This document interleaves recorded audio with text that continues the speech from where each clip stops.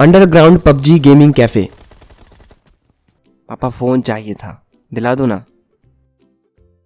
Phone? ये उम्र में फोन क्या करोगे तुम अभी? चलो जाओ, नहीं मिलेगा अभी फोन।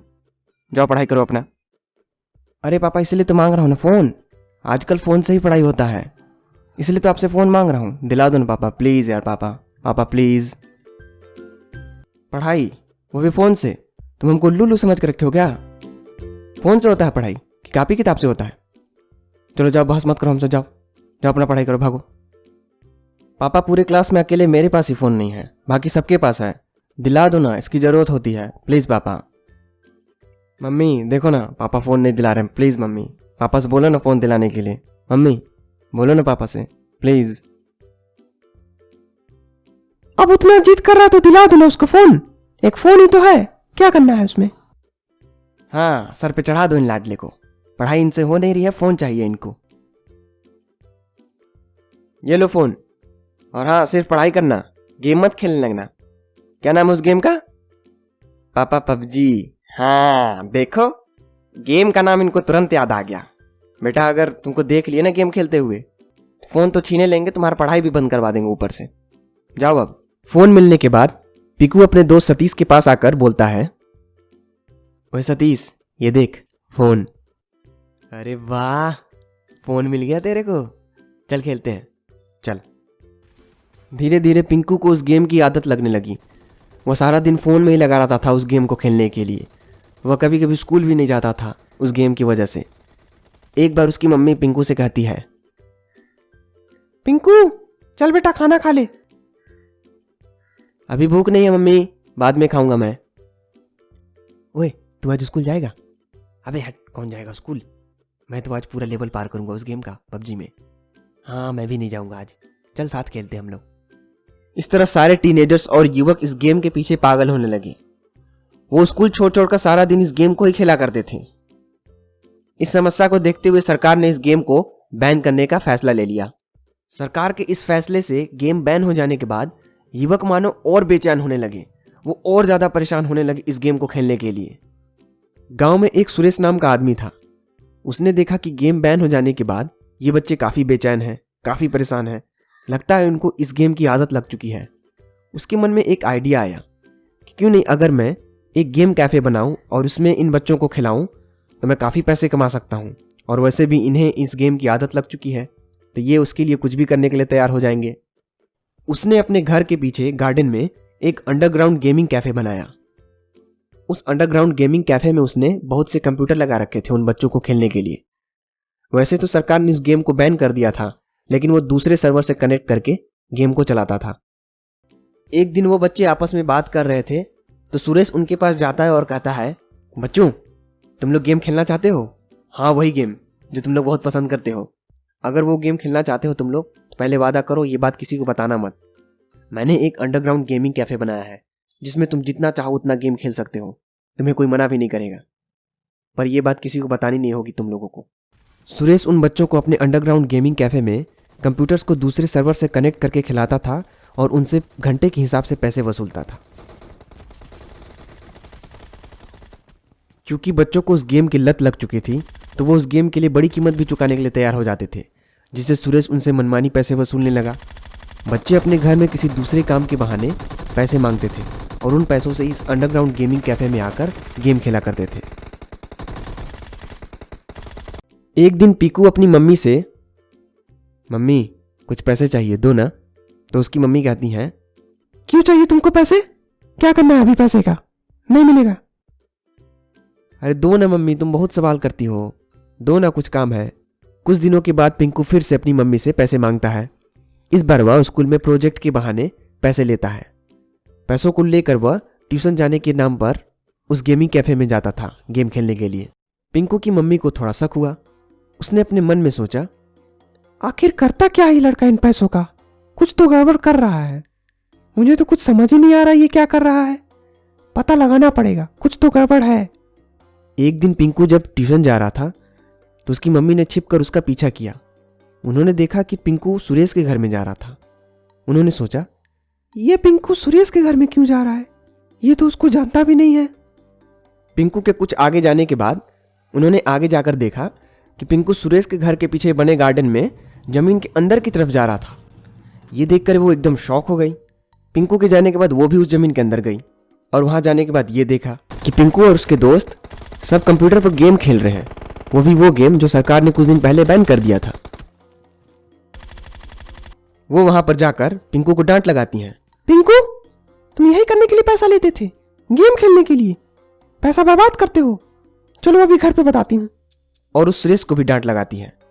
और तुम बच्चों के भविष्य के साथ खेल रहे हो, तुम इनको अंडरग्राउंड में गेम खिलवा रहे हो जिस गेम को सरकार ने बैन करवा दिया था।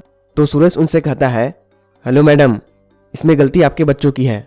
आपके बच्चों को इनकी लत लग चुकी है तो मैं इनको खिलाता हूँ और इससे पैसे कमाता हूँ, इसमें क्या गलती है मेरी। अगर इसी जगह पर तुम्हारे बच्चे रहते तुम उनके साथ भी यही करते। तब सुरेश को रियलाइज होता है और वो उनसे माफी मांगता है और वो उस अंडरग्राउंड गेमिंग कैफे को बंद कर देता है। अरे सुरेश अंकल, बस भी करो, अब स्टोरी खत्म हो गई। उधर देखो कैमरा, वीडियो को लाइक करने के लिए कह दो। ओ हाँ, अगर ये आपको अंडरग्राउंड गेमिंग कैफे पसंद आया तो इस वीडियो को लाइक करिए और चैनल को सब्सक्राइब करिए। तब तक के लिए शुक्रिया, मिलेंगे अगली वीडियो में। कंकाल दानव और चीकू की लड़ाई। अब मैं इसे मार कर मैं दोबारा से इंसानी रूप में वापस आ सकता हूँ। 1 मिनट, ये क्या हुआ? ये जानने के लिए आइए शुरू से जानते हैं क्या हुआ था।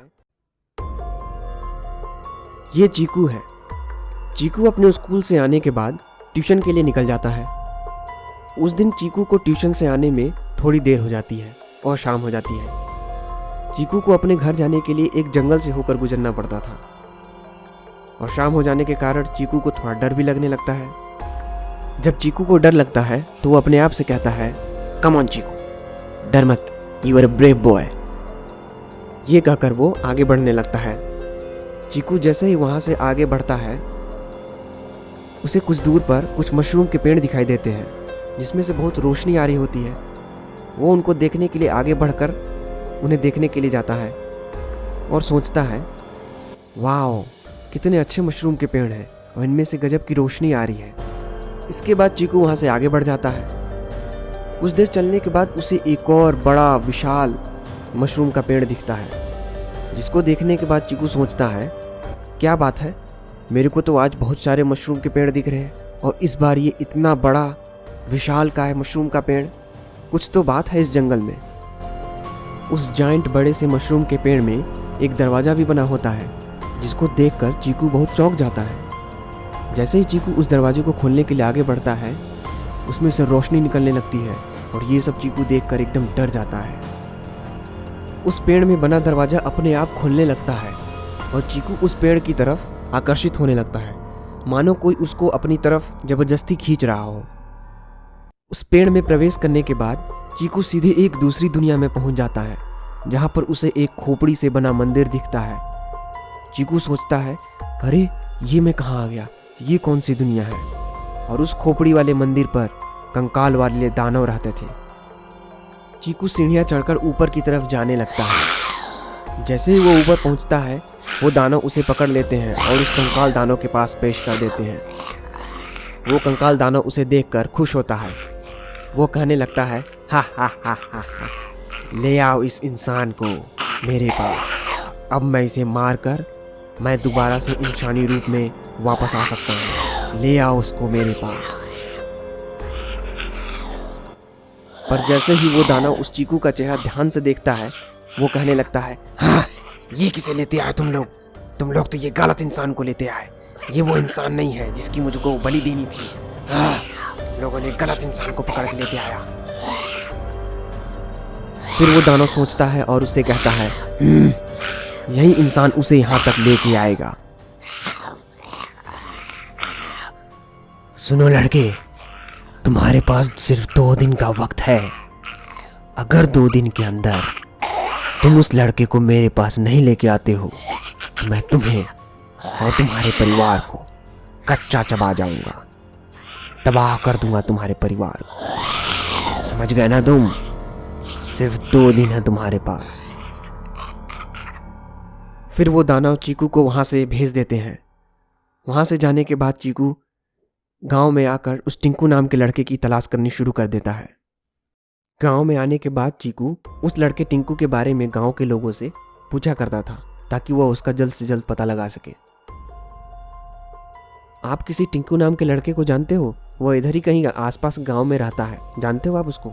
मुझे क्या पता, मैं नहीं जानता किसी टिंकू नाम के लड़के को। इस तरह एक दिन वो टिंकू नाम का लड़का उसे मिल जाता है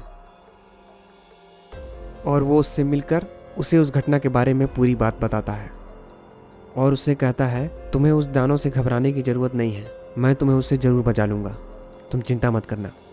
चीकू और टिंकू दोनों साथ में मिलकर उसी गांव के एक साधु महात्मा से मिलने के लिए आते हैं। मेरे और मेरे मित्र की मदद कीजिए बाबा। वो बाबा कहते हैं क्या बात है बालक, मुझे अपनी पीड़ा बताओ। वो उनसे मिलकर उस घटना की पूरी बात उनको बताता है। वो बाबा कहते हैं तुम्हारा मित्र घोर संकट में है। अगर तुम उस कंकाल दानव को हराना चाहते हो तो तुम्हें एक शस्त्र लाना होगा। इस गांव से दूर जंगल पार करके नदी के उस पार एक खंडहर है जहां तुम्हें वो शस्त्र मिलेगा। तुम्हें उस शस्त्र को शाम ढलने से पहले लाना होगा। इस तरह चीकू और टिंकू दोनों उस शस्त्र की तलाश में निकल जाते हैं। नदी के उस पार वो उस जगह पर पहुंच जाते हैं जहां पर बाबा ने उस शस्त्र के होने का पता बताया था।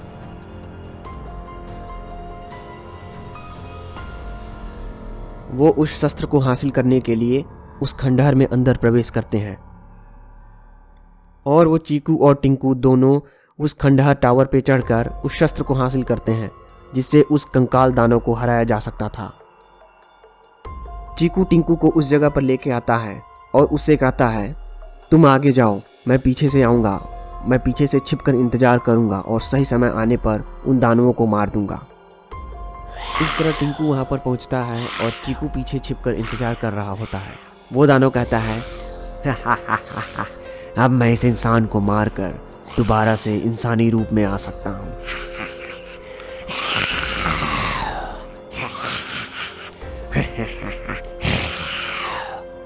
जैसे ही वो दानव टिंकू की बलि चढ़ाने जाता है, चीकू शस्त्र से उस पर वार कर देता है और वहां के सभी दानवों को वो नष्ट कर देता है, उनको मार गिराता है। और वो उस दानव को हराकर अपने गांव सुरक्षित लौट आते हैं। अगर ये वीडियो आपको अच्छा लगा तो इस वीडियो को लाइक करिए और हमारे चैनल को सब्सक्राइब करिए। मिलते हैं अगले वीडियो में एक नई कहानी के साथ। धन्यवाद।